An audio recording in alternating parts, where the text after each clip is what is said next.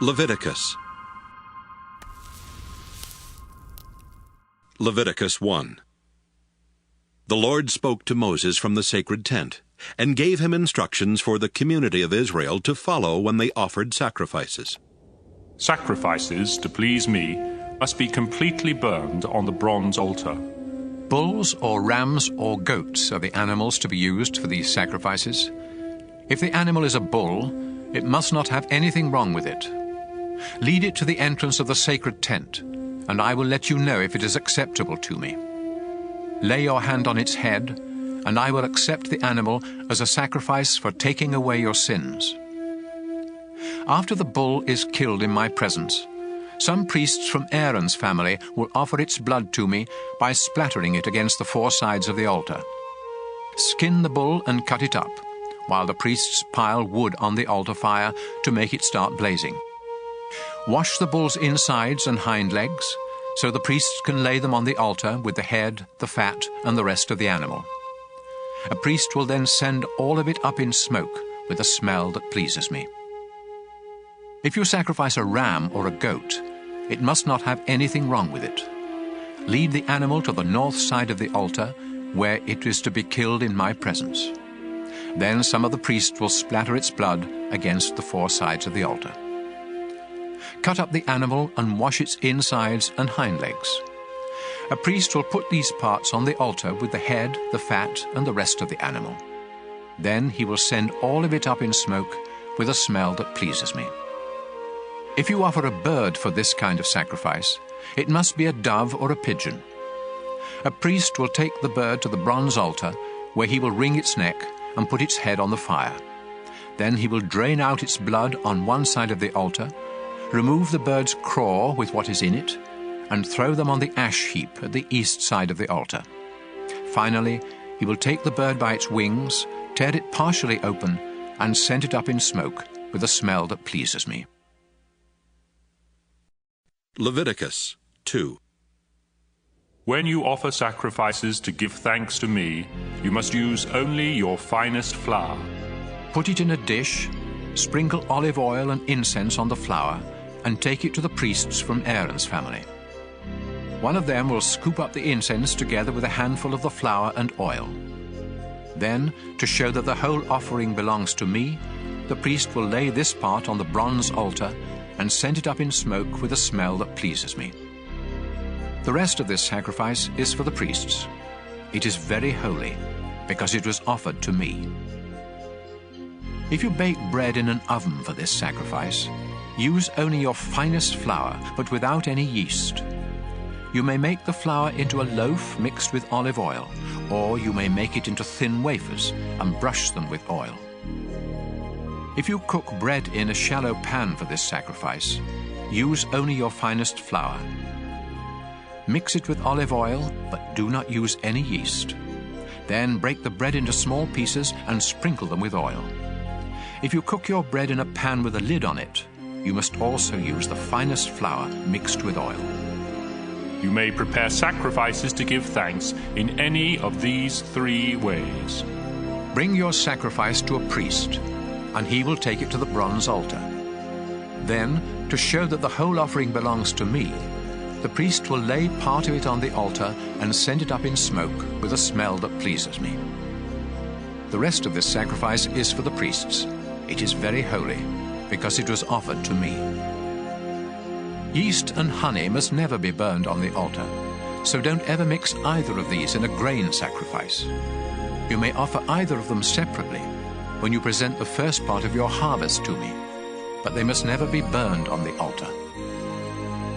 Salt is offered when you make an agreement with me, so sprinkle salt on these sacrifices. Freshly cut grain, either roasted or coarsely ground, must be used when you offer the first part of your grain harvest.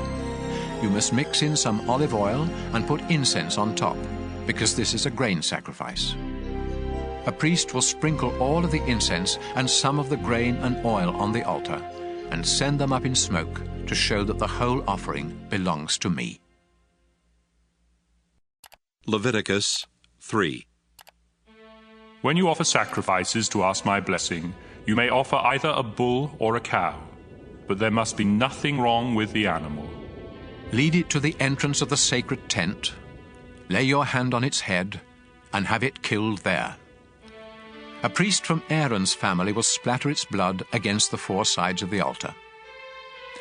Offer all of the fat on the animal's insides, as well as the lower part of the liver and the 2 kidneys with their fat. Some of the priests will lay these pieces on the altar and send them up in smoke with a smell that pleases me, together with the sacrifice that is offered to please me. Instead of a bull or a cow, you may offer any sheep or goat that has nothing wrong with it. If you offer a sheep, you must present it to me at the entrance to the sacred tent. Lay your hand on its head and have it killed there. A priest will then splatter its blood against the 4 sides of the altar. Offer the fat on the tail, the tailbone, and the insides, as well as the lower part of the liver and the 2 kidneys with their fat. One of the priests will lay these pieces on the altar and send them up in smoke as a food offering for me. If you offer a goat, you must also present it to me at the entrance to the sacred tent. Lay your hand on its head and have it killed there. A priest will then splatter its blood against the 4 sides of the altar. Offer all of the fat on the animal's insides, as well as the lower part of the liver and the 2 kidneys with their fat. One of the priests will put these pieces on the altar and send them up in smoke as a food offering with a smell that pleases me. All fat belongs to me, so you and your descendants must never eat any fat or any blood, not even in the privacy of your own homes. This law will never change. Leviticus 4. The Lord told Moses to say to the community of Israel, Offer a sacrifice to ask forgiveness when you sin by accidentally doing something I have told you not to do. When the high priest sins, he makes everyone else guilty too. And so he must sacrifice a young bull that has nothing wrong with it. The priest will lead the bull to the entrance of the sacred tent, lay his hand on its head and kill it there. He will take a bowl of the blood inside the tent, dip a finger in the blood, and sprinkle some of it 7 times towards the sacred chest behind the curtain. Then, in my presence, he will smear some of the blood on each of the 4 corners of the incense altar, before pouring out the rest at the foot of the bronze altar near the entrance to the tent. The priest will remove the fat from the bull, just as he does when he sacrifices a bull to ask my blessing. This includes the fat on the insides, as well as the lower part of the liver and the 2 kidneys with their fat. He will then send it all up in smoke. The skin and flesh of the bull, together with its legs, insides, and the food still in its stomach, are to be taken outside the camp and burned on a wood fire near the ash heap. When the nation of Israel disobeys me without meaning to, the whole nation is still guilty. Once you realize what has happened, you must sacrifice a young bull to ask my forgiveness. Lead the bull to the entrance of the sacred tent, where your tribal leaders will lay their hands on its head before having it killed in my presence. The priest will take a bowl of the animal's blood inside the sacred tent, dip a finger in the blood, and sprinkle some of it 7 times towards the sacred chest behind the curtain. Then, in my presence, he must smear some of the blood on each of the 4 corners of the incense altar, before pouring out the rest at the foot of the bronze altar near the entrance to the tent. After this, the priest will remove the fat from the bull and send it up in smoke on the altar. Finally, he will burn its remains outside the camp, just as he did with the other bull. By this sacrifice, the sin of the whole nation will be forgiven. Any tribal leader who disobeys me without meaning to is still guilty. As soon as the leader realizes what has happened, he must sacrifice a goat that has nothing wrong with it. This is a sacrifice for sin. So he will lay his hand on the animal's head before having it killed in my presence at the north side of the bronze altar. The priest will dip a finger in the blood, smear some of it on each of the 4 corners of the altar, and pour out the rest at the foot of the altar. Then he must send all of the fat up in smoke, just as he does when a sacrifice is offered to ask my blessing. By this sacrifice, the leader's sin will be forgiven. When any of you ordinary people disobey me without meaning to, you are still guilty. As soon as you realize what you have done, you must sacrifice a female goat that has nothing wrong with it. Lead the goat to the north side of the bronze altar, and lay your hand on its head before having it killed. Then a priest will dip a finger in the blood. He will smear some of it on each of the four corners of the altar, and pour out the rest at the foot of the altar. After this, the priest will remove all of the fat, just as he does when an animal is sacrificed to ask my blessing. The priest will then send the fat up in smoke, with a smell that pleases me. This animal is sacrificed so that I will forgive you ordinary people when you sin. If you offer a lamb instead of a goat as a sacrifice for sin, it must be a female that has nothing wrong with it. Lead the lamb to the altar and lay your hand on its head before having it killed. The priest will dip a finger in the blood, smear some of it on each of the four corners of the altar, and pour out the rest at the foot of the altar. After this, all of the fat must be removed, just as when an animal is sacrificed to ask my blessing. Then the priest will send it up in smoke to me, together with a food offering, and your sin will be forgiven. Leviticus 5. If you refuse to testify in court about something you saw or know has happened, you have sinned and can be punished. You are guilty and unfit to worship me if you accidentally touch the dead body of any kind of unclean animal. You are guilty if you find out that you have accidentally touched any waste that comes from a human body. You are guilty the moment you realize that you have made a hasty promise to do something good or bad. As soon as you discover that you have committed any of these sins, you must confess what you have done. Then you must bring a female sheep or goat to me as the price for your sin.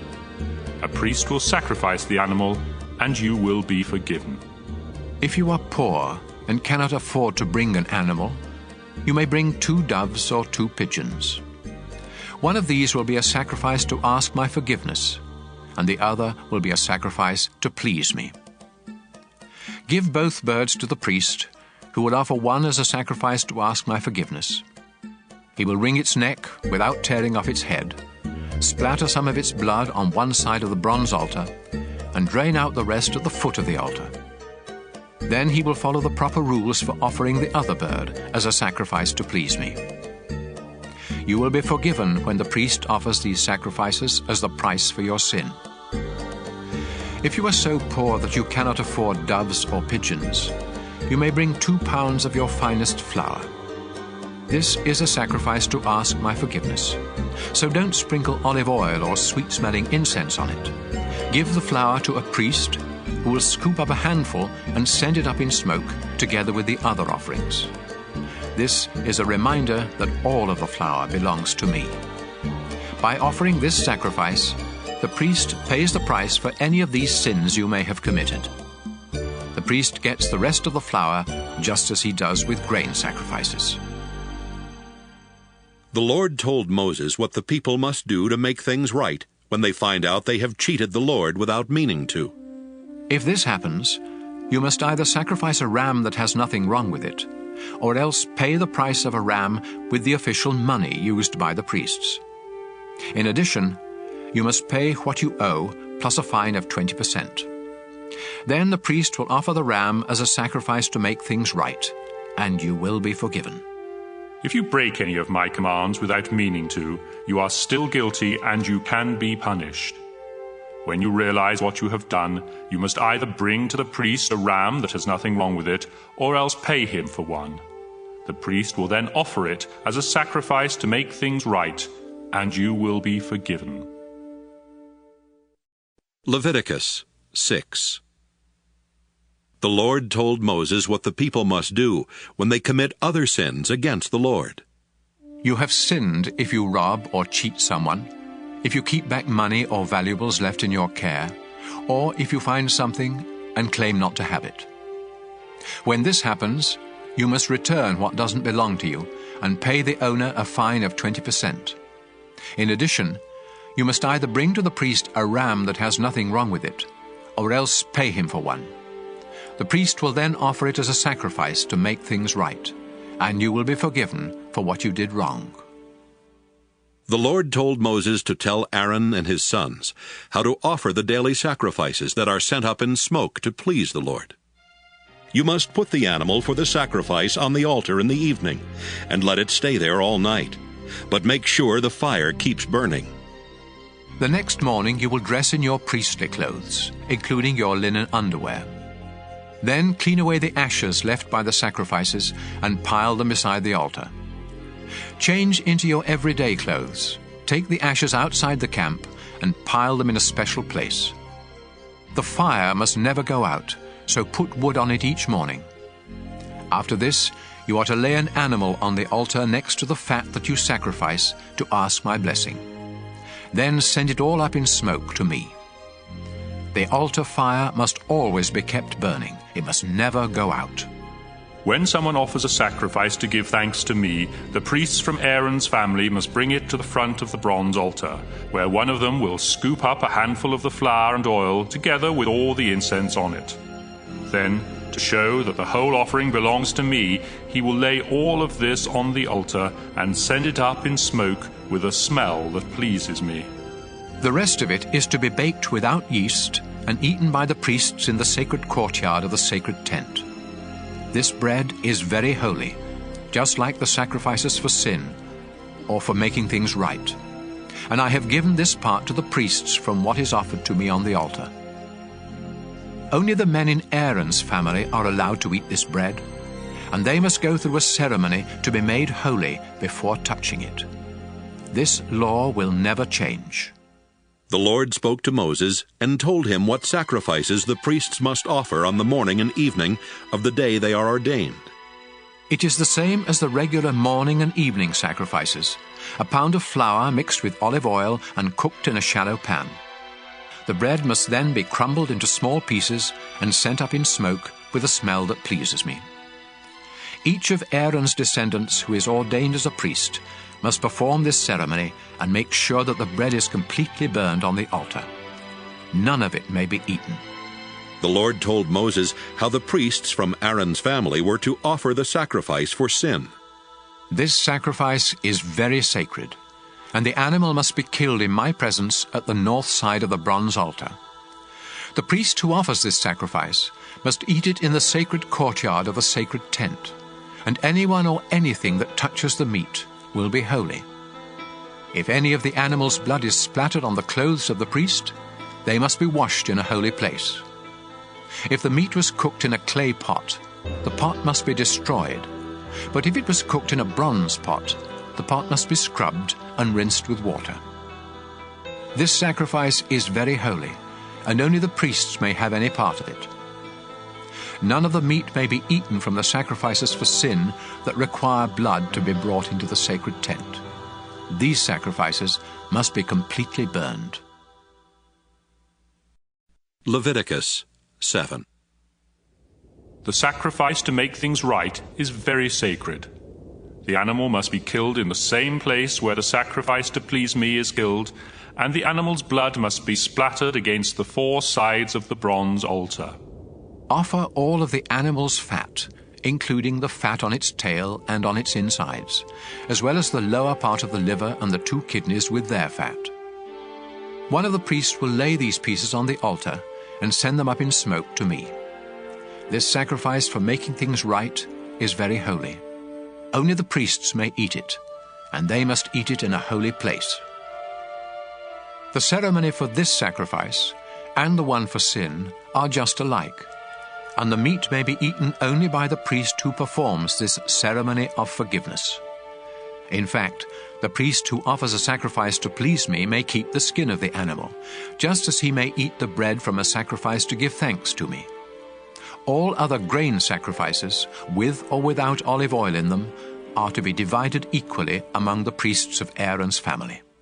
Here are the instructions for offering a sacrifice to ask my blessing. If you offer it to give thanks, you must offer some bread together with it. Use the finest flour to make 3 kinds of bread without yeast, 2 in the form of loaves mixed with olive oil, and 1 in the form of thin wafers brushed with oil. you must also make some bread with yeast.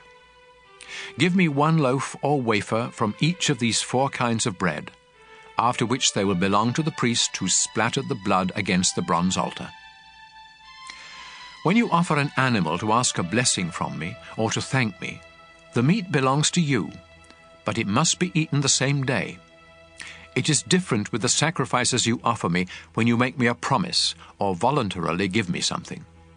The meat from those sacrifices may be kept and eaten the next day, but any that is left must be destroyed. If you eat any after the 2nd day, your sacrifice will be useless and unacceptable, and you will be both disgusting and guilty. Don't eat any of the meat that touches something unclean. Instead, burn it. The rest of the meat may be eaten by anyone who is clean and acceptable to me. But don't eat any of this meat if you have become unclean by touching something unclean from a human or an animal or from any other creature. If you do, you will no longer belong to the community of Israel. The Lord told Moses to say to the people, Don't eat the fat of cattle, sheep, or goats. If one of your animals dies or is killed by some wild animal, you may do anything with its fat except eat it. If you eat the fat of an animal that can be used as a sacrifice to me, you will no longer belong to the community of Israel. And no matter where you live, you must not eat the blood of any bird or animal, or you will no longer belong to the community of Israel. The Lord also told Moses to say to the people of Israel, If you want to offer a sacrifice to ask my blessing, you must bring the part to be burned and lay it on the bronze altar. But you must first lift up the choice ribs with their fat to show that the offering is dedicated to me. A priest from Aaron's family will then send the fat up in smoke, but the ribs belong to the priests. The upper joint of the right hind leg is for the priest who offers the blood and the fat of the animal. I have decided that the people of Israel must always give the choice ribs and the upper joint of the right hind leg to Aaron's descendants who have been ordained as priests to serve me. This law will never change. I am the Lord. These are the ceremonies for sacrifices to please the Lord, to give him thanks, and to ask his blessing or his forgiveness, as well as the ceremonies for those sacrifices that demand a payment, and for the sacrifices that are offered when priests are ordained. While Moses and the people of Israel were in the desert at Mount Sinai, the Lord commanded them to start offering these sacrifices. Leviticus 8. The Lord said to Moses, Send for Aaron and his sons, as well as their priestly clothes, the oil for ordination, the bull for the sin offering, the 2 rams and a basket of bread made without yeast. Then bring the whole community of Israel together at the entrance to the sacred tent. Moses obeyed the Lord, and when everyone had come together, he said, We are here to follow the Lord's instructions. After Moses told Aaron and his sons to step forward, he had them wash themselves. He put the priestly shirt and robe on Aaron and wrapped the sash around his waist. Then he put the sacred vest on Aaron and fastened it with the finely woven belt. Next, he put on Aaron the sacred breastpiece that was used in learning what the Lord wanted his people to do. He placed the turban on Aaron's head, and on the front of the turban was the narrow strip of thin gold as a sign of his dedication to the Lord. Moses then dedicated the sacred tent and everything in it to the Lord by sprinkling them with some of the oil for ordination. He sprinkled the bronze altar 7 times, and he sprinkled its equipment, as well as the large bronze bowl and its base. He also poured some of the oil on Aaron's head to dedicate him to the Lord. At last, Moses dressed Aaron's sons in their shirts, then tied sashes around them and put special caps on them, just as the Lord had commanded. Moses led out the bull that was to be sacrificed for sin, and Aaron and his sons laid their hands on its head. After it was killed, Moses dipped a finger in the blood and smeared some of it on each of the 4 corners of the bronze altar before pouring out the rest at the foot of the altar. This purified the altar and made it a fit place for offering the sacrifice for sin. Moses then took the fat on the bull's insides, as well as the lower part of the liver and the 2 kidneys, with their fat, and sent them up in smoke on the altar fire. Finally, he took the skin and the flesh of the bull, together with the food still in its stomach, and burned them outside the camp, just as the Lord had commanded.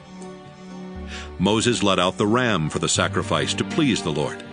After Aaron and his sons had laid their hands on its head, Moses killed the ram and splattered its blood against the four sides of the altar. Moses had the animal cut up, and he washed its insides and hind legs.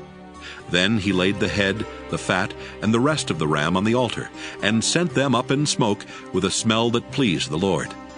All this was done just as the Lord had commanded. Moses led out the ram for the ceremony of ordination. Aaron and his sons laid their hands on its head, and it was killed. Moses smeared some of its blood on Aaron's right earlobe, some on his right thumb, and some on the big toe of his right foot. Moses did the same thing for Aaron's sons, before splattering the rest of the blood against the four sides of the altar. He took the animal's fat tail, the fat on its insides, and the lower part of the liver and the two kidneys with their fat, and the right hind leg. Then he took from a basket some of each of the 3 kinds of bread that had been made without yeast, and had been dedicated to the Lord.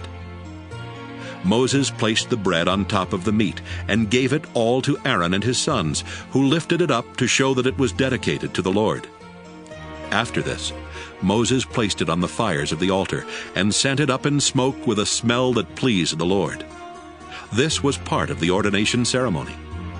Moses lifted up the choice ribs of the ram, to show that they were dedicated to the Lord. This was the part that the Lord had said Moses could have. Finally, Moses sprinkled the priestly clothes of Aaron and his sons with some of the oil for ordination, and with some of the blood from the altar. So Aaron and his sons, together with their priestly clothes, were dedicated to the Lord. Moses said to Aaron and his sons, "The Lord told me that you must boil this meat at the entrance to the sacred tent, and eat it there with the bread. Burn what is left over, and stay near the entrance to the sacred tent until the ordination ceremony ends 7 days from now. We have obeyed the Lord in everything that has been done today, so that your sins may be forgiven. The Lord has told me that you must stay near the entrance to the tent for 7 days and nights, or else you will die." Aaron and his sons obeyed everything that the Lord had told Moses they must do. Leviticus 9. 8 days later, Moses called together Aaron, his sons, and Israel's leaders. Then he said to Aaron, "Find a young bull and a ram that have nothing wrong with them. Offer the bull to the Lord as a sacrifice for sin, and the ram as a sacrifice to please him. Tell the people of Israel that they must offer sacrifices as well. They must offer a goat as a sacrifice for sin, and a bull and a ram as a sacrifice to please the Lord. The bull and the ram must be a year old and have nothing wrong with them. Then the people must offer a bull and a ram as a sacrifice to ask the Lord's blessing, and also a grain sacrifice mixed with oil. Do this because the Lord will appear to you today." After the animals and the grain had been brought to the front of the sacred tent, and the people were standing there in the presence of the Lord, Moses said, "The Lord has ordered you to do this, so that he may appear to you in all of his glory. Aaron, step up to the altar and offer the sacrifice to please the Lord. Then offer the sacrifices for the forgiveness of your sins and for the sins of the people, just as the Lord has commanded." Aaron stepped up to the altar and killed the bull that was to be the sacrifice for his sins. His sons brought him the blood. He dipped a finger in it, smeared some on the 4 corners of the bronze altar, and poured out the rest at its foot. But he sent up in smoke the fat, the kidneys, and the lower part of the liver, just as the Lord had commanded Moses. Then Aaron burned the skin and the flesh outside the camp. After Aaron had killed the ram that was sacrificed to please the Lord, Aaron's sons brought him the blood, and he splattered it against all 4 sides of the altar. They brought him each piece of the animal, including the head, and he burned them all on the altar. He washed the insides and the hind legs, and also sent them up in smoke. Next, Aaron sacrificed the goat for the sins of the people, as he had done with the sacrifice for his own sins. And so he burned this sacrifice on the altar in the proper way. he also presented the grain sacrifice and burned a handful of the flour on the altar as part of the morning sacrifice. At last, he killed the bull and the ram as a sacrifice to ask the Lord's blessing on the people. Aaron's sons brought him the blood, and he splattered it against the four sides of the altar. His sons placed all the fat, as well as the kidneys and the lower part of the liver, on top of the choice ribs. Then Aaron burned the fat on the altar and lifted up the ribs and the right hind leg to show that these were dedicated to the Lord. This was done just as the Lord had instructed Moses. Aaron held out his hand and gave the people his blessing, before coming down from the bronze altar where he had offered the sacrifices. He and Moses went into the sacred tent, and when they came out, they gave the people their blessing. Then the Lord appeared to the people in all his glory. The Lord sent fiery flames that burned up everything on the altar, and when everyone saw this, they shouted and fell to their knees to worship the Lord. Leviticus 10. Nadab and Abihu were two of Aaron's sons, but they disobeyed the Lord by burning incense to him on a fire pan when they were not supposed to. Suddenly the Lord sent fiery flames and burned them to death. Then Moses told Aaron that this was exactly what the Lord had meant when he said, I demand respect from my priests, and I will be praised by everyone. Aaron was speechless. Moses sent for Mishael and Elzaphan, the two sons of Aaron's uncle Uzziel. Then he told them, Take these two dead relatives of yours outside the camp, far from the entrance to the sacred tent. So they dragged the dead men away by their clothes.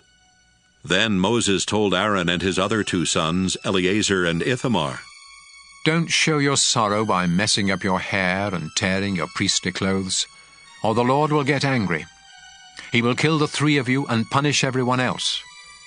It's all right for your relatives, the people of Israel, to mourn for those he destroyed by fire, but you are the Lord's chosen priests, and you must not leave the sacred tent, or you will die. Aaron and his two sons obeyed Moses. The Lord said to Aaron, When you or your sons enter the sacred tent, you must never drink beer or wine. If you do, you will die right there. This law will never change. You must learn the difference between what is holy and what isn't holy, and between the clean and the unclean. You must also teach the people of Israel everything that I commanded Moses to say to them. Moses told Aaron and his two sons, Eleazar and Ithamar, The grain sacrifice that was offered to give thanks to the Lord is very holy. So make bread without yeast from the part that wasn't sent up in smoke, and eat it beside the altar. The Lord has said that this belongs to you and your sons, and that it must be eaten in a holy place. But the choice ribs and the hind leg that were lifted up may be eaten by your entire family, as long as you do so in an acceptable place. These parts are yours from the sacrifices that the people offer to ask the Lord's blessing. This is what the Lord has commanded, and it will never change. When Moses asked around and learned that the ram for the sin sacrifice had already been burned on the altar, he became angry with Eleazar and Ithamar and said, Why didn't you eat the meat from this sacrifice in an acceptable place? It is very holy, and the Lord has given you this sacrifice to remove Israel's sin and guilt. Whenever an animal's blood isn't brought into the sacred tent, I commanded you to eat its meat in an acceptable place, but you burned it instead. Their father Aaron replied, Today 2 of my sons offered the sacrifice for sin and the sacrifice to please the Lord, and look what has happened to me. Would the Lord have approved if I had eaten the sacrifice for sin? Moses was satisfied with Aaron's reply. Leviticus 11. The Lord told Moses and Aaron to say to the community of Israel, You may eat any animal that has divided hoofs, and choose the cud. But you must not eat animals such as camels, rock badgers, and rabbits that chew the cud but don't have divided hooves. And you must not eat pigs. They have divided hooves, but don't chew the cud. All of these animals are unclean, and you are forbidden even to touch their dead bodies. You may eat anything that lives in water and has fins and scales, but it would be disgusting for you to eat anything else that lives in water, and you must not even touch their dead bodies.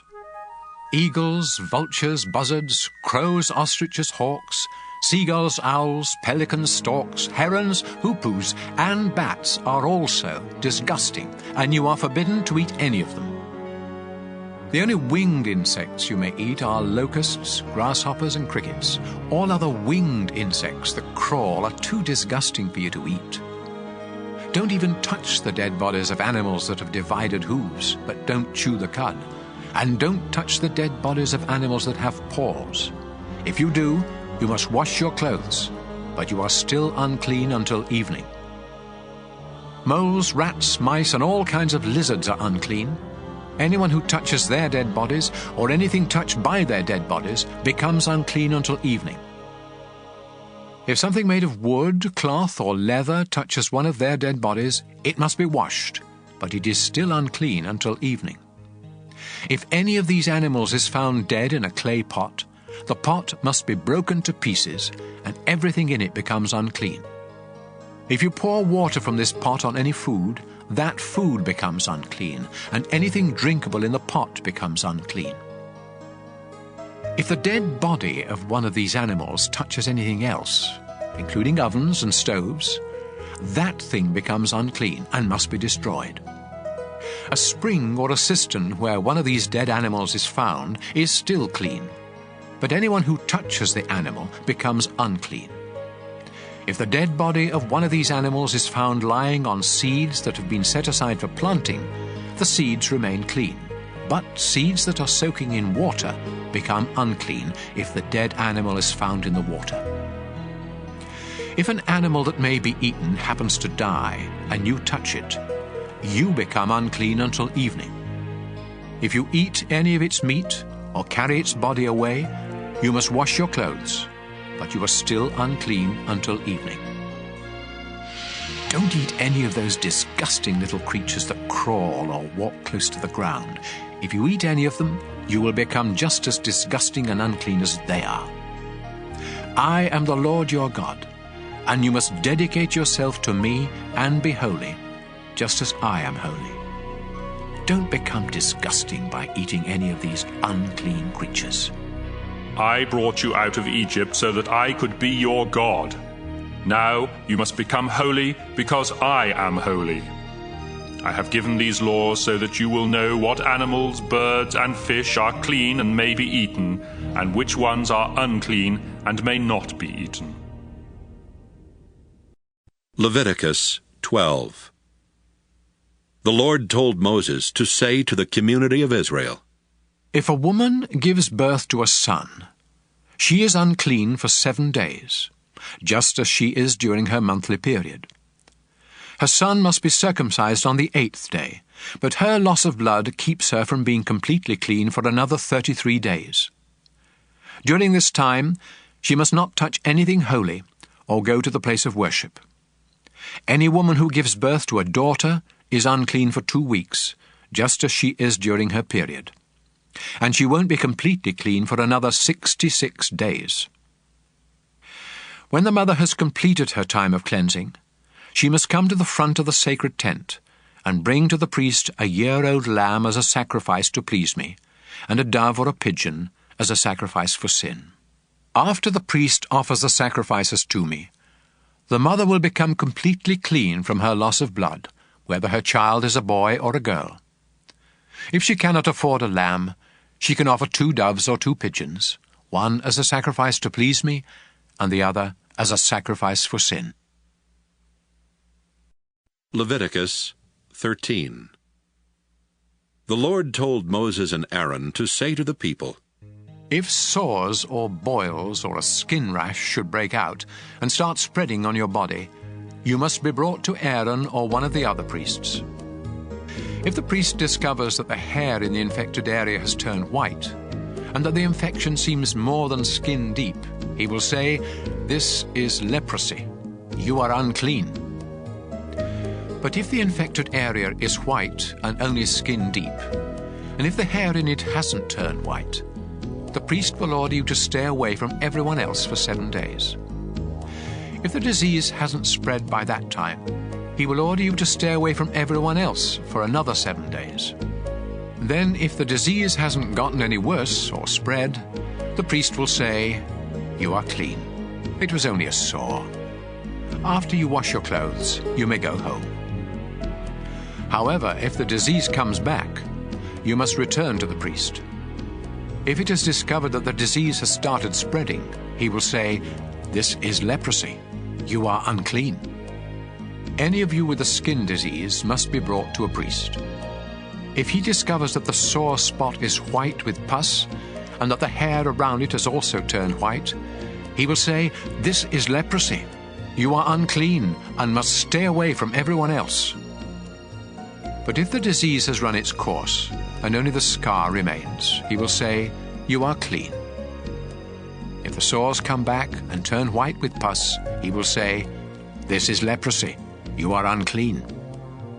However, if the sores heal and only white spots remain, the priest will say, "You are now clean." If you have a sore that either swells or turns reddish white after it has healed, then you must show it to a priest. If he discovers that the hair in the infected area has turned white, and that the infection seems more than skin deep, he will say, "This is leprosy. You are unclean." But if the white area is only on the surface of the skin and hasn't gotten any worse, and if the hair in it hasn't turned white, he will have you stay away from everyone else for 7 days. If the sore begins spreading during this time, the priest will say, "You are unclean because you have a disease." But if it doesn't spread and only a scar remains, he will say, "You are now clean." If you have a burn that gets infected and turns red or reddish white, a priest must examine it. Then, if he discovers that the hair in the infected area has turned white, and that the infection seems more than skin deep, he will say, "The burn has turned into leprosy, and you are unclean." But if the priest finds that the hair in the infected area hasn't turned white, and that the sore is only skin deep, and it is healing, he will have you stay away from everyone else for 7 days. On the 7th day, the priest will examine you again, and if the infection is spreading, he will say, "This is leprosy. You are unclean." However, if the infection hasn't spread and has begun to heal, and if only a scar remains, he will say, "Only a scar remains from the burn, and you are clean." If you have a sore on your head or chin, it must be examined by a priest. If the infection seems more than skin deep, and the hair in it has thinned out and lost its color, he will say, "This is leprosy. You are unclean." On the other hand, if he discovers that the itchy spot is only skin deep, but that the hair still isn't healthy, he will order you to stay away from everyone else for 7 days. By that time, if the itch hasn't spread, if the hairs seem healthy, and if the itch is only skin deep, you must shave off the hairs around the infection, but not those on it. Then the priest will tell you to stay away from everyone else for another 7 days. By that time, if the itch hasn't spread and seems no more than skin deep, he will say, "You are clean. Now you must wash your clothes." Later, if the itch starts spreading, even though the hair is still healthy, the priest will say, "You are unclean." But if he thinks you are completely well, he will say, "You are clean." If white spots break out on your skin, but the priest discovers that it is only a rash, he will say, "You are clean." If you become bald on any part of your head, you are still clean. But if a priest discovers that a reddish-white sore has broken out on the bald spot and looks like leprosy, he will say, "This is leprosy. You are unclean." If you ever have leprosy, you must tear your clothes, leave your hair uncombed, cover the lower part of your face, and go around shouting, "I'm unclean! I'm unclean!" As long as you have the disease, you are unclean and must live alone outside the camp. If a greenish or reddish spot appears anywhere on any of your clothing or on anything made of leather, you must let the priest examine the clothing or the leather. He will put it aside for 7 days. And if the mildew has spread in that time, he will say, "This is unclean because the mildew has spread." Then he will burn the clothing or the piece of leather. If the priest discovers that the mildew hasn't spread, he will tell you to wash the clothing or leather and put it aside for another 7 days, after which he will examine it again. If the spot hasn't spread, but is still greenish or reddish, the clothing or leather is unclean and must be burned. But if the spot has faded after being washed, he will tear away the spot. Later, if the spot reappears elsewhere on the clothing or the leather, you must burn it. Even if the spot completely disappears after being washed, it must be washed again before it is clean. These are the rules for deciding if clothing is clean or unclean after a spot appears on it. Leviticus 14. The Lord told Moses to say to the people, After you think you are healed of leprosy, you must ask for a priest to come outside the camp and examine you. And if you are well, he will have someone bring out 2 live birds that are acceptable for sacrifice, together with a stick of cedar wood, a piece of red yarn, and a branch from a hyssop plant. The priest will have someone kill one of the birds over a clay pot of spring water. Then he will dip the other bird, the cedar, the red yarn, and the hyssop in the blood of the dead bird. Next, he will sprinkle you 7 times with the blood and say, "You are now clean." Finally, he will release the bird and let it fly away. After this, you must wash your clothes, shave your entire body, and take a bath before you are completely clean. You may move back into camp, but you must not enter your tent for 7 days. Then you must once again shave your head, face, and eyebrows, as well as the hair on the rest of your body. Finally, wash your clothes and take a bath, and you will be completely clean. On the 8th day, you must bring to the priest 2 rams and a year-old female lamb that have nothing wrong with them. Also bring a ½ pint of olive oil and 6 pounds of your finest flour mixed with oil. Then the priest will present you and your offerings to me at the entrance to my sacred tent. There he will offer one of the rams, together with a pint of oil, as a sacrifice to make things right. He will also lift them up to show that they are dedicated to me. This sacrifice is very holy. It belongs to the priest and must be killed in the same place where animals are killed as sacrifices for sins and as sacrifices to please me. The priest will smear some of the blood from this sacrifice on your right earlobe, some on your right thumb, and some on the big toe of your right foot. He will then pour some of the olive oil into the palm of his left hand, dip a finger of his right hand into the oil, and sprinkle some of it 7 times toward the sacred tent. Next, he will smear some of the oil on your right earlobe, some on your right thumb, and some on the big toe of your right foot, and pour the rest of the oil from his palm on your head. Then he will offer the other 2 animals, one as a sacrifice for sin, and the other as a sacrifice to please me, together with a grain sacrifice. After this, you will be completely clean. If you are poor and cannot afford to offer this much, you may offer a ram as a sacrifice to make things right, together with a ½ pint of olive oil and 2 pounds of flour mixed with oil as a grain sacrifice. The priest will then lift these up to dedicate them to me. Depending on what you can afford, you must also offer either 2 doves or 2 pigeons, one as a sacrifice for sin and the other as a sacrifice to please me. The priest will offer these to me in front of the sacred tent on the 8th day.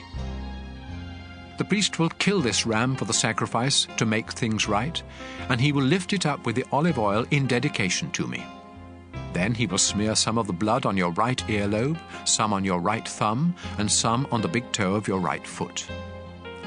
The priest will pour some of the olive oil into the palm of his left hand, then dip a finger of his right hand in the oil and sprinkle some of it 7 times toward the sacred tent. He will smear some of the oil on your right earlobe, some on your right thumb, and some on the big toe of your right foot, just as he did with the blood of the sacrifice to make things right. And he will pour the rest of the oil from his palm on your head. Then, depending on what you can afford, he will offer either the doves or the pigeons together with the grain sacrifice. One of the birds is the sacrifice for sin, and the other is the sacrifice to please me. After this, you will be completely clean. These are the things you must do if you have leprosy and cannot afford the usual sacrifices to make you clean. The Lord told Moses and Aaron to say to the people, After I have given you the land of Canaan as your permanent possession, here is what you must do if I ever put mildew on the walls of any of your homes. First, you must say to a priest, I think mildew is on the wall of my house. The priest will reply, Empty the house before I inspect it, or everything in it will be unclean. If the priest discovers greenish or reddish spots that go deeper than the surface of the walls, he will have the house closed for 7 days. Then he will return and check to see if the mildew has spread. If so, he will have someone scrape the plaster from the walls, remove the filthy stones, then haul everything off and dump it in an unclean place outside the town. Afterwards, the wall must be repaired with new stones and fresh plaster. If the mildew appears a second time, the priest will come and say, This house is unclean. It's covered with mildew that can't be removed. Then he will have the house torn down and every bit of wood, stone and plaster hauled off to an unclean place outside the town. Meanwhile, if any of you entered the house while it was closed, you will be unclean until evening. And if you either slept or ate in the house, you must wash your clothes. On the other hand, if the priest discovers that mildew hasn't reappeared after the house was newly plastered, he will say, This house is clean. The mildew is gone. Then, to show that the house is now clean, he will get 2 birds, a stick of cedar wood, a piece of red yarn, and a branch from a hyssop plant, and bring them to the house. He will kill one of the birds over a clay pot of spring water, and let its blood drain into the pot. Then he will dip the cedar, the hyssop, the yarn, and the other bird into the mixture of blood and water. Next, he will sprinkle the house 7 times with the mixture. Then the house will be completely clean. Finally, he will release the bird and let it fly away, ending the ceremony for purifying the house. These are the things you must do if you discover that you are unclean because of an itch or a sore, or that your clothing or house is unclean because of mildew. Leviticus 15.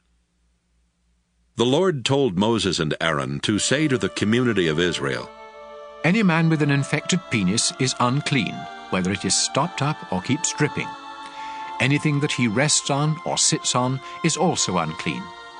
And if you touch either these or him, you must wash your clothes and take a bath, but you still remain unclean until evening.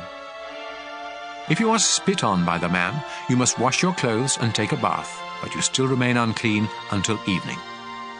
Any saddle or seat on which the man sits is unclean. And if you touch or carry either of these, you must wash your clothes and take a bath, but you will still remain unclean until evening. If the man touches you without first washing his hands, you must wash your clothes and take a bath, but you still remain unclean until evening. Any clay pot that he touches must be destroyed, and any wooden bowl that he touches must be washed. 7 days after the man gets well, he will be considered clean if he washes his clothes and takes a bath in spring water. On the 8th day, he must bring either 2 doves or 2 pigeons to the front of my sacred tent and give them to a priest. The priest will offer one of the birds as a sacrifice for sin, and the other as a sacrifice to please me. Then I will consider the man completely clean. Any man who has a flow of semen must take a bath, but he still remains unclean until evening. If the semen touches anything made of cloth or leather, these must be washed, but they still remain unclean until evening. After having sex, both the man and the woman must take a bath, but they still remain unclean until evening. When a woman has her monthly period, she remains unclean for 7 days. And if you touch her, you must take a bath, but you remain unclean until evening. Anything that she rests on or sits on is also unclean, And if you touch either of these, you must wash your clothes and take a bath, but you still remain unclean until evening. Any man who has sex with her during this time becomes unclean for 7 days, and anything he rests on is also unclean. Any woman who has a flow of blood outside her regular monthly period is unclean until it stops, just as she is during her monthly period. Anything that she rests on or sits on during this time is also unclean, just as it would be during her period.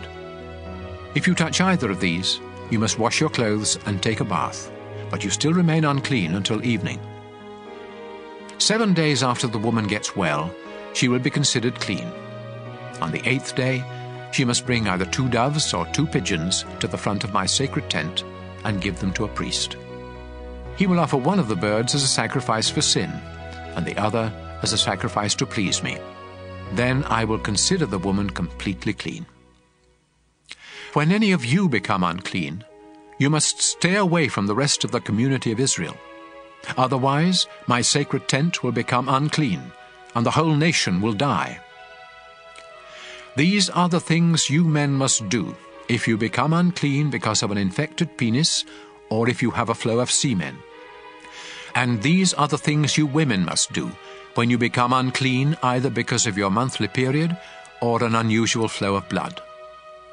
This is also what you men must do if you have sex with a woman who is unclean. Leviticus 16. 2 of Aaron's sons had already lost their lives for disobeying the Lord. So the Lord told Moses to say to Aaron, I, the Lord, appear in a cloud over the place of mercy on the sacred chest, which is behind the inside curtain of the sacred tent. And I warn you not to go there except at the proper time. Otherwise you will die. Before entering this most holy place, you must offer a bull as a sacrifice for your sins and a ram as a sacrifice to please me. You will take a bath and put on the sacred linen clothes, including the underwear, the robe, the sash, and the turban. Then the community of Israel will bring you a ram and 2 goats, both of them males. The goats are to be used as sacrifices for sin, and the ram is to be used as a sacrifice to please me. Aaron, you must offer the bull as a sacrifice for forgiveness for your own sins and for the sins of your family. Then you will lead the 2 goats into my presence at the front of the sacred tent, where I will show you which goat will be sacrificed to me and which one will be sent into the desert to the demon Azazel. After you offer the first goat as a sacrifice for sin, the other one must be presented to me alive before you send it into the desert to take away the sins of the people. You must offer the bull as a sacrifice to ask forgiveness for your own sins and for the sins of your family. Then you will take a fire pan of live coals from the bronze altar, together with 2 handfuls of finely ground incense, into the most holy place. There you will present them to me by placing the incense on the coals, so that the place of mercy will be covered with a cloud of smoke. Do this, or you will die right there. Next, use a finger to sprinkle some of the blood on the place of mercy, which is on the lid of the sacred chest. Then sprinkle blood 7 times in front of the chest. Aaron, you must next sacrifice the goat for the sins of the people, and you must sprinkle its blood inside the most holy place, just as you did with the blood of the bull. By doing this, you will take away the sins that make both the most holy place and the people of Israel unclean. Do the same for the sacred tent, which is here among the people. Only you are allowed in the sacred tent from the time you enter until the time you come out. After leaving the tent, you will purify the bronze altar by smearing each of its 4 corners with some of the blood from the bull and from the goat. Use a finger to sprinkle the altar 7 times with the blood, and it will be completely clean from the sins of the people. After you have purified the most holy place, the sacred tent, and the bronze altar, you must bring the live goat to the front of the tent. There you will lay your hands on its head while confessing every sin the people have committed, And you will appoint someone to lead the goat into the desert, so that it can take away their sins. Finally, this goat that carries the heavy burden of Israel's sins must be released deep in the desert. Aaron, after this, you must go inside the sacred tent, take a bath, put on your regular priestly clothes, and leave there the clothes you put on before entering the most holy place. Then you will come out and offer sacrifices to please me, and sacrifices for your sins and for the sins of the people. The fat from these sacrifices for sin must be sent up in smoke on the bronze altar. The one who led the goat into the desert and sent it off to the demon Azazel must take a bath and wash his clothes before coming back into camp. The remains of the bull and the goat whose blood was taken into the most holy place must be taken outside the camp and burned. And whoever does this must take a bath and change clothes before coming back into camp. On the 10th day of the 7th month of each year, you must go without eating to show sorrow for your sins, and no one, including foreigners who live among you, is allowed to work. This is the day on which the sacrifice for the forgiveness of your sins will be made in my presence, and from now on it must be celebrated each year. Go without eating, and make this a day of complete rest, just like the Sabbath. The high priest must offer the sacrifices for cleansing from sin while wearing the sacred linen clothes. He will offer these sacrifices for the most holy place, the sacred tent, the bronze altar, all the priests, and for the whole community. You must celebrate this day each year. It is the great day of forgiveness for all the sins of the people of Israel. Moses did exactly as the Lord had commanded. Leviticus 17. The Lord told Moses to tell Aaron, his sons, and everyone else in Israel, Whenever you kill any of your cattle, sheep, or goats as sacrifices to me, you must do it at the entrance to the sacred tent. If you don't, you will be guilty of pouring out blood, and you will no longer belong to the community of Israel. And so, when you sacrifice an animal to ask my blessing, it must not be done out in a field, but in front of the sacred tent. Then a priest can splatter its blood against the bronze altar and send its fat up in smoke with a smell that pleases me. Don't ever turn from me again and offer sacrifices to goat demons. This law will never change. Remember, no one in Israel, including foreigners, is to offer a sacrifice anywhere except at the entrance to the sacred tent. If you do, you will no longer belong to my people. I will turn against any of my people who eat blood. This also includes any foreigners living among you. Life is in the blood, and I have given you the blood of animals to sacrifice in place of your own. That's also why I have forbidden you to eat blood. Even if you should hunt and kill a bird or an animal, you must drain out the blood and cover it with soil. The life of every living creature is in its blood. That's why I have forbidden you to eat blood, and why I have warned you that anyone who does will no longer belong to my people. If you happen to find a dead animal and eat it, you must take a bath and wash your clothes, but you are still unclean until evening. If you don't take a bath, you will suffer for what you did wrong. Leviticus 18. The Lord told Moses to tell the people of Israel, I am the Lord your God. So don't follow the customs of Egypt, where you used to live, or those of Canaan, where I am bringing you. I am the Lord your God, and you must obey my teachings. Obey them, and you will live. I am the Lord. Don't have sex with any of your close relatives, especially your own mother. This would disgrace your father. And don't disgrace him by having sex with any of his other wives. Don't have sex with your sister or stepsister, whether you grew up together or not. Don't disgrace yourself by having sex with your granddaughter or half-sister, or a sister of your father or mother. Don't disgrace your uncle by having sex with his wife. Don't have sex with your daughter-in-law or sister-in-law. And don't have sex with the daughter or granddaughter of any woman that you have earlier had sex with. You may be having sex with a relative, and that would make you unclean. As long as your wife is alive, don't cause trouble for her by taking one of her sisters as a second wife. When a woman is having her monthly period, she is unclean, so don't have sex with her. Don't have sex with another man's wife. That would make you unclean. Don't sacrifice your children on the altar fires to the god Molech. I am the Lord your God, and that would disgrace me. It is disgusting for a man to have sex with another man.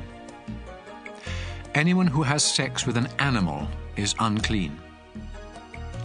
Don't make yourselves unclean by any of these disgusting practices of those nations that I am forcing out of the land for you. They made themselves and the land so unclean that I punished the land because of their sins, and I made it vomit them up. Now don't do these sickening things that make the land filthy. Instead, obey my laws and teachings. Then the land won't become sick of you and vomit you up, just as it did them. If any of you do these vulgar, disgusting things, you will be unclean and no longer belong to my people. I am the Lord your God, and I forbid you to follow their sickening way of life. Leviticus 19. The Lord told Moses to say to the community of Israel, I am the Lord your God. I am holy, and you must be holy too. Respect your father and your mother. Honor the Sabbath, and don't make idols or images. I am the Lord your God. When you offer a sacrifice to ask my blessing, be sure to follow my instructions.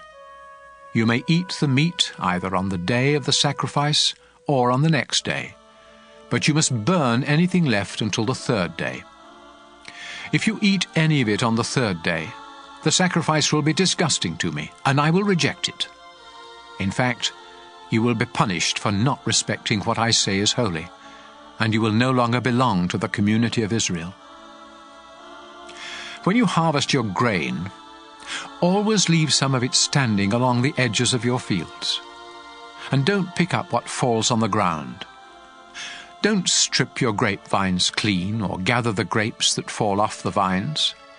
Leave them for the poor and for those foreigners who live among you. I am the Lord your God. Do not steal or tell lies or cheat others. Do not misuse my name by making promises you don't intend to keep. I am the Lord your God. Do not steal anything or cheat anyone, and don't fail to pay your workers at the end of each day. I am the Lord your God, and I command you not to make fun of the deaf or to cause a blind person to stumble. Be fair, no matter who is on trial. Don't favor either the poor or the rich. Don't be a gossip, but never hesitate to speak up in court, especially if your testimony can save someone's life. Don't hold grudges. On the other hand, it's wrong not to correct someone who needs correcting. Stop being angry, and don't try to take revenge. I am the Lord, and I command you to love others as much as you love yourself. Breed your livestock animals only with animals of the same kind. And don't plant two kinds of seed in the same field, or wear clothes made of different kinds of material. If a man has sex with a slave woman who is promised in marriage to someone else, he must pay a fine, but they are not to be put to death. After all, she was still a slave at the time. The man must bring a ram to the entrance of the sacred tent and give it to a priest, who will then offer it as a sacrifice to me, so the man's sins will be forgiven. After you enter the land, you will plant fruit trees, but you are not to eat any of their fruit for the first 3 years. In the 4th year, the fruit must be set apart as an expression of thanks to me, the Lord God. Do this, and in the 5th year, those trees will produce an abundant harvest of fruit for you to eat. Don't eat the blood of any animal. Don't practice any kind of witchcraft. I forbid you to shave any part of your head or beard, or to cut and tattoo yourself as a way of worshipping the dead. Don't let your daughters serve as temple prostitutes. This would bring disgrace both to them and the land. I command you to respect the Sabbath and the place where I am worshipped. Don't make yourself disgusting to me by going to people who claim they can talk to the dead. I command you to show respect for older people and to obey me with fear and trembling. Don't mistreat any foreigners who live in your land. Instead, treat them as well as you treat citizens, and love them as much as you love yourself. Remember, you were once foreigners in the land of Egypt. I am the Lord your God. Use honest scales, and don't cheat when you weigh or measure anything. I am the Lord your God. I rescued you from Egypt, and I command you to obey my laws. Leviticus 20. The Lord told Moses to say to the community of Israel, Death by stoning is the penalty for any citizens or foreigners in the country who sacrifice their children to the god Molech. They have disgraced both the place where I am worshipped and my holy name, and so I will turn against them and no longer let them belong to my people. Some of you may let them get away with human sacrifice, but not me. If any of you worship Molech, I will turn against you and your entire family, and I will no longer let you belong to my people. I will be your enemy if you go to someone who claims to speak with the dead, and I will destroy you from among my people. Dedicate yourselves to me and be holy, because I am the Lord your God. I have chosen you as my people, and I expect you to obey my laws. If you curse your father or mother, you will be put to death, and it will be your own fault. If any of you men have sex with another man's wife, both you and the woman will be put to death. Having sex with one of your father's wives disgraces him, so both you and the woman will be put to death just as you deserve. It isn't natural to have sex with your daughter-in-law, and both of you will be put to death just as you deserve. It's disgusting for men to have sex with one another, and those who do will be put to death just as they deserve. It isn't natural for a man to marry both a mother and her daughter, and so all three of them will be burned to death. If any of you have sex with an animal, both you and the animal will be put to death just as you deserve. If you marry one of your sisters, you will be punished, and the two of you will be disgraced by being openly forced out of the community. If you have sex with a woman during her monthly period, both you and the woman will be cut off from the people of Israel. The sisters of your father and mother are your own relatives, and you will be punished for having sex with any of them. If you have sex with your uncle's wife, neither you nor she will ever have any children. And if you marry your sister-in-law, neither of you will ever have any children. Obey my laws and teachings, or else the land I am giving you will become sick of you and throw you out. The nations I am chasing out did these disgusting things, and I hated them for it. So don't follow their example. I am the Lord your God, and I have promised you their land that is rich with milk and honey. I have chosen you to be different from other people. That's why you must make a difference between animals and birds that I have said are clean and unclean. This will keep you from becoming disgusting to me. I am the Lord, the Holy God. You have been chosen to be my people, and so you must be holy too.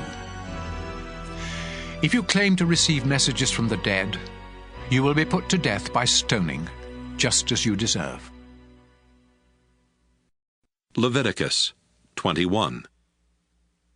The Lord gave Moses these instructions for Aaron's sons, the priests. Touching a dead body will make you unclean. So don't go near a dead relative, except your mother, father, son, daughter, brother, or an unmarried sister who has no husband to take care of her.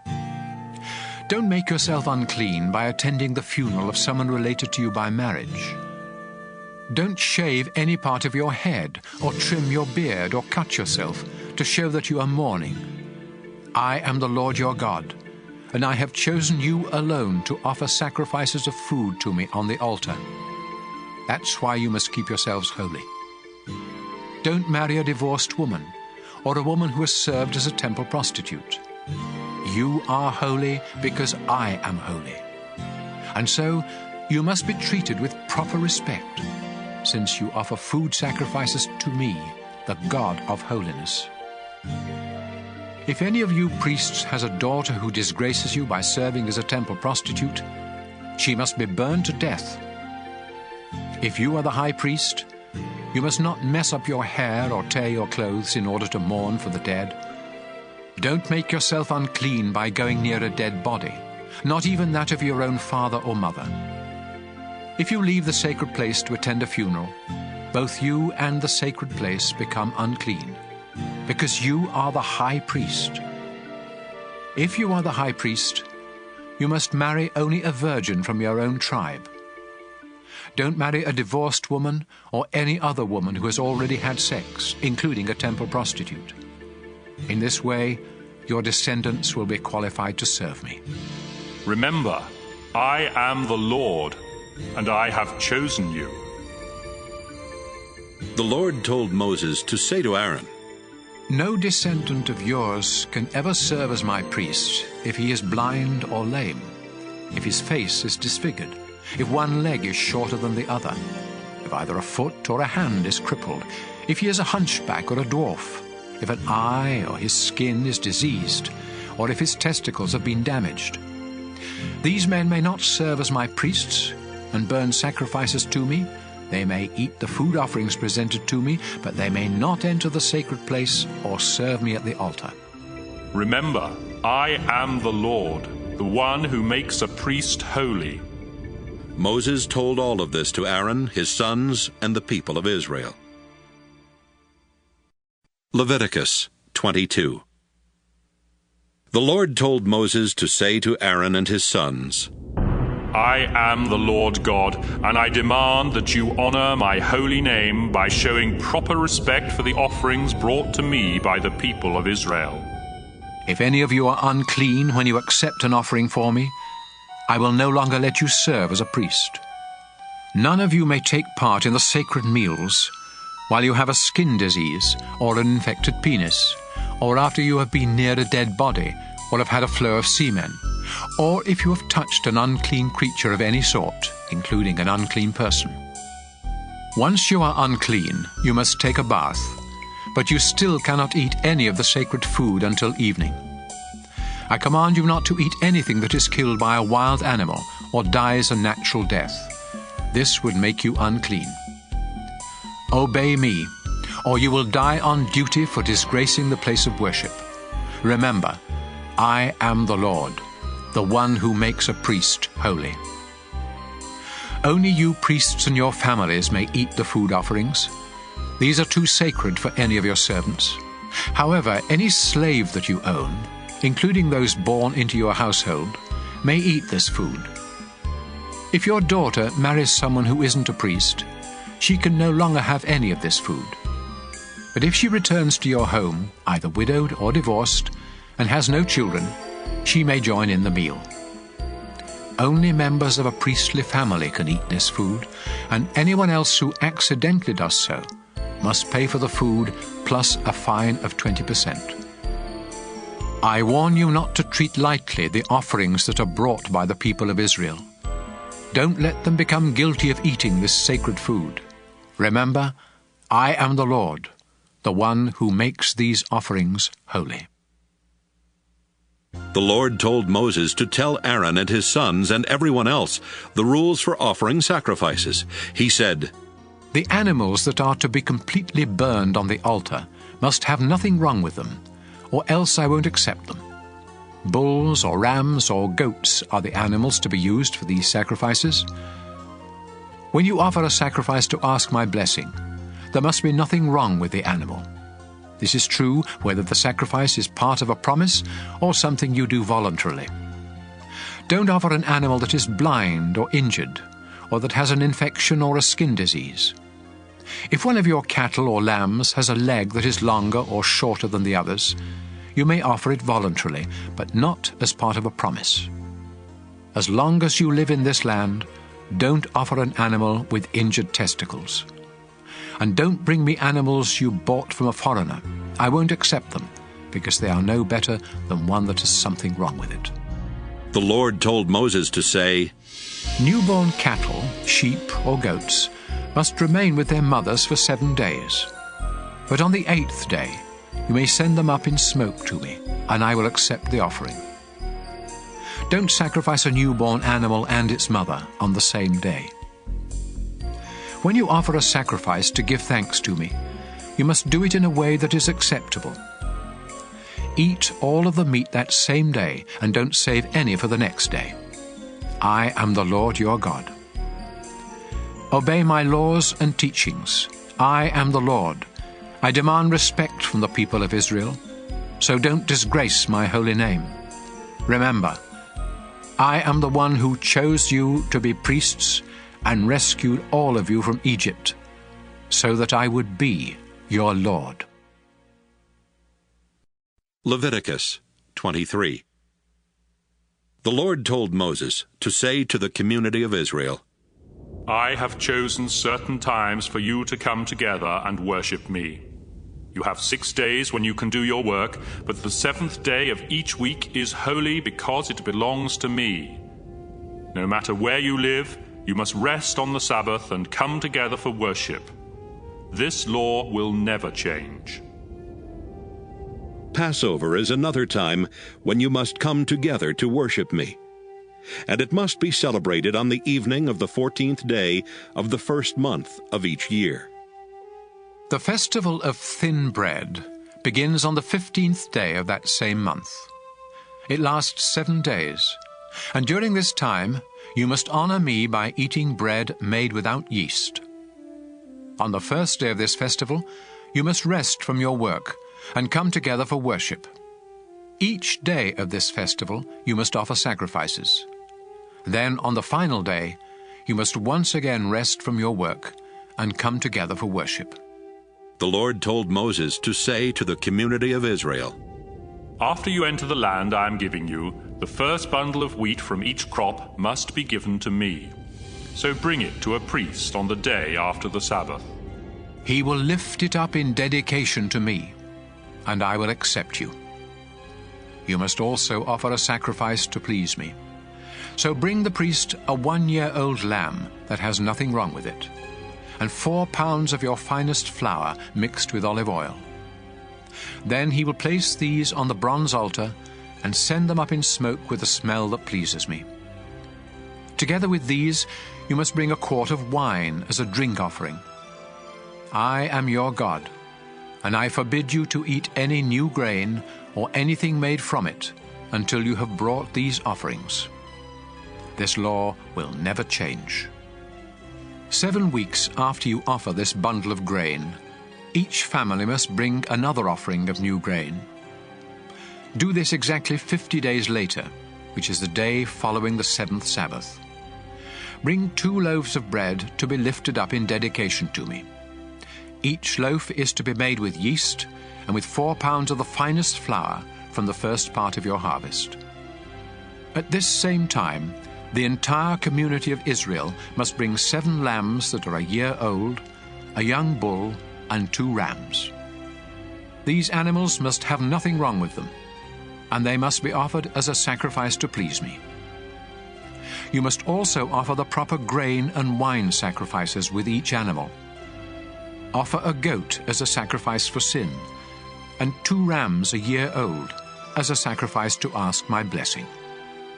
The priest will lift up the rams together with the bread in dedication to me. These offerings are holy and are my gift to the priest. This is a day of celebration and worship, a time of rest from your work. You and your descendants must obey this law. When you harvest your grain, always leave some of it standing around the edges of your fields. And don't pick up what falls on the ground. Leave it for the poor and for those foreigners who live among you. I am the Lord your God. The Lord told Moses to say to the people of Israel, The first day of the 7th month must be a day of complete rest. Then at the sound of the trumpets, you will come together to worship and to offer sacrifices on the altar. The Lord God said to Moses, The 10th day of the 7th month is the great day of forgiveness. It is a solemn day of worship. Everyone must go without eating to show sorrow for their sins, and sacrifices must be burned. No one is to work on that day. It is the great day of forgiveness, when sacrifices will be offered to me, so that I will forgive your sins. I will destroy anyone who refuses to go without eating.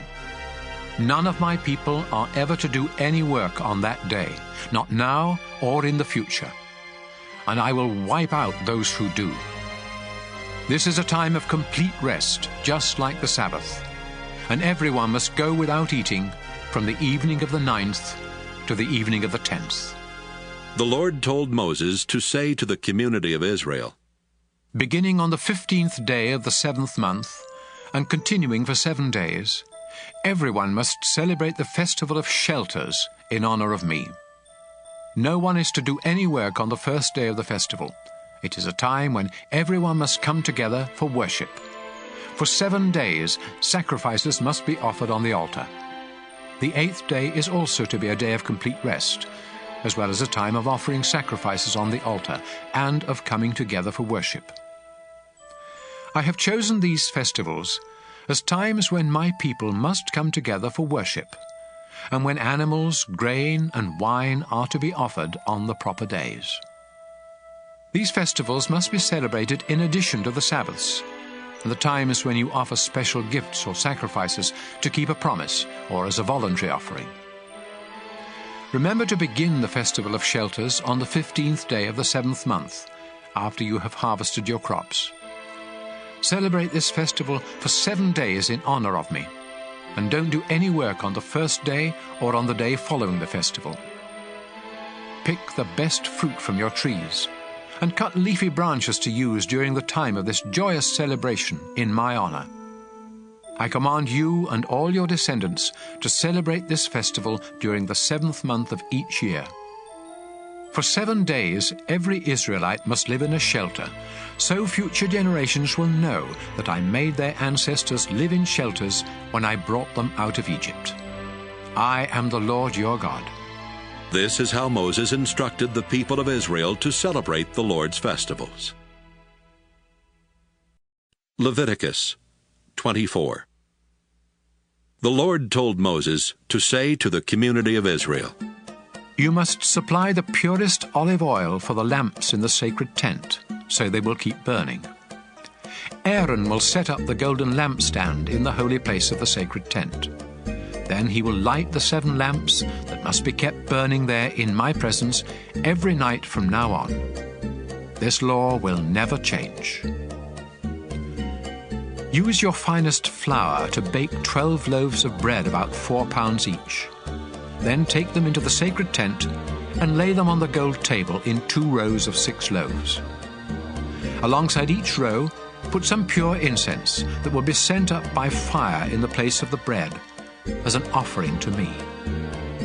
Aaron must lay fresh loaves on the table each Sabbath, and priests in all generations must continue this practice as part of Israel's agreement with me. This bread will always belong to Aaron and his family. It is very holy, because it was offered to me, and it must be eaten in a holy place. Shelomith, the daughter of Dibri from the tribe of Dan, had married an Egyptian, and they had a son. One day their son got into a fight with an Israelite man in camp and cursed the name of the Lord. So the young man was dragged off to Moses, who had him guarded while everyone waited for the Lord to tell them what to do. Finally the Lord said to Moses, "This man has cursed me. Take him outside the camp and have the witnesses lay their hands on his head. Then command the whole community of Israel to stone him to death. And warn the others that everyone else who curses me will die in the same way, whether they are Israelites by birth or foreigners living among you." Death is also the penalty for murder. But the killing of an animal that belongs to someone else requires only that the animal be replaced. Personal injuries to others must be dealt with in keeping with the crime. A broken bone for a broken bone, an eye for an eye, or a tooth for a tooth. It's possible to pay the owner for an animal that has been killed, but death is the penalty for murder. I am the Lord your God, and I demand equal justice both for you Israelites and for those foreigners who live among you. When Moses finished speaking, the people did what the Lord had told Moses, and they stoned to death the man who had cursed the Lord. Leviticus 25. When Moses was on Mount Sinai, the Lord told him to say to the community of Israel, After you enter the land that I am giving you, it must be allowed to rest 1 year out of every 7. You may raise grain and grapes for 6 years, but the 7th year you must let your fields and vineyards rest in honor of me, your Lord. This is to be a time of complete rest for your fields and vineyards, so don't harvest anything they produce. However, you and your slaves and your hired workers, as well as any domestic or wild animals, may eat whatever grows on its own. Once every 49 years, on the 10th day of the 7th month, which is also the great day of forgiveness, trumpets are to be blown everywhere in the land. This 50th year is sacred. It is a time of freedom and of celebration, when everyone will receive back their original property, and slaves will return home to their families. This is a year of complete celebration, so don't plant any seed or harvest what your fields or vineyards produce. In this time of sacred celebration, you may eat only what grows on its own. During this year, all property must go back to its original owner. So when you buy or sell farmland, the price is to be determined by the number of crops it can produce before the next year of celebration. Don't try to cheat. If it is a long time before the next year of celebration, the price will be higher, because what is really being sold are the crops that the land can produce. I am the Lord your God, so obey me and don't cheat anyone. If you obey my laws and teachings, you will live safely in the land and enjoy its abundant crops. Don't ever worry about what you will eat during the 7th year, when you are forbidden to plant or harvest. I will see to it that you harvest enough in the 6th year to last for 3 years. In the 8th year, you will live on what you harvested in the 6th year. But in the 9th year, you will eat what you plant and harvest in the 8th year. No land may be permanently bought or sold. It all belongs to me. It isn't your land, and you only live there for a little while. When property is being sold, the original owner must be given the first chance to buy it. If any of you Israelites become so poor that you are forced to sell your property, your closest relative must buy it back, if that relative has the money. Later, if you can afford to buy it, you must pay enough to make up for what the present owner will lose on it before the next year of celebration, when the property will become yours again. But if you don't have the money to pay the present owner a fair price, you will have to wait until the year of celebration, when the property will once again become yours. If you sell a house in a walled city, you have only 1 year in which to buy it back. If you don't buy it back before that year is up, it becomes the permanent property of the one who bought it, and it will not be returned to you in the year of celebration. But a house out in a village may be bought back at any time, just like a field, and it must be returned to its original owner in the year of celebration. If any Levites own houses inside a walled city, they will always have the right to buy them back. And any houses that they do not buy back will be returned to them in the year of celebration, because these homes are their permanent property among the people of Israel. No pasture land owned by the Levi tribe can ever be sold. It is their permanent possession. If any of your people become poor and unable to support themselves, you must help them, just as you are supposed to help foreigners who live among you. Don't take advantage of them by charging any kind of interest or selling them food for profit. Instead, honor me by letting them stay where they now live. Remember, I am the Lord your God. I rescued you from Egypt and gave you the land of Canaan so that I would be your God. Suppose some of your people become so poor that they have to sell themselves and become your slaves. Then you must treat them as servants rather than as slaves, and in the year of celebration they are to be set free, so they and their children may return home to their families and property. I brought them out of Egypt to be my servants, not to be sold as slaves. So obey me, and don't be cruel to the poor. If you want slaves, buy them from other nations, or from the foreigners who live in your own country, and make them your property. You can own them, and even leave them to your children when you die, but do not make slaves of your own people, or be cruel to them. Even if some of you Israelites become so much in debt that you must sell yourselves to foreigners in your country, you still have the right to be set free by a relative, such as a brother or uncle or cousin, or some other family member. In fact, if you ever get enough money, you may buy your own freedom by paying your owner for the number of years you would still be a slave before the next year of celebration. The longer the time until then, the more you will have to pay. And even while you are the slaves of foreigners in your own country, your people must make sure that you are not mistreated. If you cannot gain your freedom in any of these ways, both you and your children will still be set free in the year of celebration. People of Israel, I am the Lord your God, and I brought you out of Egypt to be my own servants. Leviticus 26. I am the Lord your God. So don't make or worship any sort of idols or images. Respect the Sabbath and honor the place where I am worshipped, because I am the Lord. Faithfully obey my laws, and I will send rain to make your crops grow and your trees produce fruit. Your harvest of grain and grapes will be so abundant that you won't know what to do with it all. You will eat and be satisfied, and you will live in safety. I will bless your country with peace, and you will rest without fear. I will wipe out the dangerous animals and protect you from enemy attacks. You will chase and destroy your enemies, even if there are only 5 of you and 100 of them, or only 100 of you and 10,000 of them. I will treat you with such kindness that your nation will grow strong, and I will also keep my promises to you. Your barns will overflow with grain each year. I will live among you and never again look on you with disgust. I will walk with you.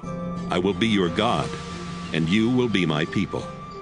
I am the Lord your God, and I rescued you from Egypt so that you would never again be slaves.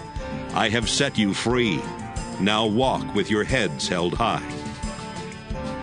If you disobey me and my laws, and if you break our agreement, I will punish you terribly, and you will be ruined. You will be struck with incurable diseases and with fever that leads to blindness and depression. Your enemies will eat the crops you plant, and I will turn from you and let you be destroyed by your attackers. You will even run at the very rumor of attack. Then if you still refuse to obey me, I will punish you 7 times for each of your sins, until your pride is completely crushed. I will hold back the rain, so the sky above you will be like iron, and the ground beneath your feet will be like copper. All of your hard work will be for nothing, and there will be no harvest of grain or fruit. If you keep rebelling against me, I'll punish you 7 times worse, just as your sins deserve. I'll send wild animals to attack you, and they will gobble down your children and livestock. So few of you will be left that your roads will be deserted. If you remain my enemies after this, I'll remain your enemy and punish you even worse. War will break out because you broke our agreement. And if you escape to your walled cities, I'll punish you with horrible diseases, and you will be captured by your enemies. You will have such a shortage of bread that 10 women will be able to bake their bread in the same oven. Each of you will get only a few crumbs, and you will go hungry. Then, if you don't stop rebelling, I'll really get furious and punish you terribly for your sins. In fact, you will be so desperate for food that you will eat your own children. I'll destroy your shrines and tear down your incense altars, leaving your dead bodies piled on top of your idols. And you will be disgusting to me. I'll wipe out your towns and your places of worship, and will no longer be pleased with the smell of your sacrifices. Your land will become so desolate that even your enemies who settle there will be shocked when they see it. After I destroy your towns and ruin your land with war, I'll scatter you among the nations. While you are prisoners in foreign lands, your own land will enjoy years of rest and refreshment, as it should have done each 7th year when you lived there. In the land of your enemies, you will tremble at the rustle of a leaf, as though it were a sword. And you will become so weak that you will stumble and fall over each other, even when no one is chasing you. Many of you will die in foreign lands, and others of you will waste away in sorrow as a result of your sins and the sins of your ancestors. Then, suppose you realize that I turned against you and brought you to the land of your enemies because both you and your ancestors had stubbornly sinned against me. If you humbly confess what you have done and start living right, I'll keep the promise I made to your ancestors, Abraham, Isaac, and Jacob. I will bless your land and let it rest during the time that you are in a foreign country, paying for your rebellion against me and my laws. No matter what you have done, I am still the Lord your God, and I will never completely reject you or become absolutely disgusted with you there in the land of your enemies. While nations watched, I rescued your ancestors from Egypt so that I would be their God. Yes, I am your Lord, and I will never forget our agreement. Moses was on Mount Sinai when the Lord gave him these laws and teachings for the people of Israel. Leviticus 27. The Lord told Moses to say to the community of Israel, If you ever want to free someone who has been promised to me, you may do so by paying the following amounts, weighed according to the official standards: 50 pieces of silver for men ages 20 to 60, and 30 pieces for women. 20 pieces of silver for young men ages 5 to 20, and 10 pieces for young women. 15 pieces of silver for men ages 60 and above, and 10 pieces for women.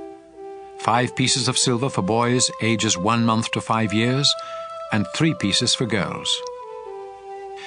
If you have promised to give someone to me and can't afford to pay the full amount for that person's release, you will be taken to a priest, and he will decide how much you can afford. If you promise to sacrifice an animal to me, it becomes holy, and there is no way you can set it free. If you try to substitute any other animal, no matter how good, for the one you promised, they will both become holy and must be sacrificed. Donkeys are unfit for sacrifice, so if you promise me a donkey, you must bring it to the priest and let him determine its value. But if you want to buy it back, you must pay an additional 20%. If you promise a house to me, a priest will set the price, whatever the condition of the house. But if you decide to buy it back, you must pay an additional 20%. If you promise part of your family's land to me, its value must be determined by the bushels of seed needed to plant the land, and the rate will be 10 pieces of silver for every bushel of seed. If this promise is made in the year of celebration, the land will be valued at the full price. But any time after that, the price will be figured according to the number of years before the next year of celebration. If you decide to buy back the land, you must pay the price plus an additional 20%, but you cannot buy it back once someone else has bought it. When the year of celebration comes, the land becomes holy, because it belongs to me, and it will be given to the priests. If you promise me a field that you have bought, its value will be decided by a priest, according to the number of years before the next year of celebration, and the money you pay will be mine. However, on the next year of celebration, the land will go back to the family of its original owner. Every price will be set by the official standards. All firstborn animals of your flocks and herds are already mine, and so you cannot promise any of them to me. If you promise me a donkey, you may buy it back by adding an additional 20% to its value. If you don't buy it back, it can be sold to someone else for whatever a priest has said it is worth. Anything that you completely dedicate to me must be completely destroyed. It cannot be bought back or sold. Every person, animal, and piece of property that you dedicate completely is only for me. In fact, any humans who have been promised to me in this way must be put to death. 10% of everything you harvest is holy and belongs to me, whether it grows in your fields or on your fruit trees. If you want to buy back this part of your harvest, you may do so by paying what it is worth plus an additional 20%. When you count your flocks and herds, 1 out of 10 of every newborn animal is holy and belongs to me, no matter how good or bad it is. If you substitute one animal for another, both of them become holy, and neither can be bought back. Moses was on Mount Sinai when the Lord gave him these laws for the people of Israel.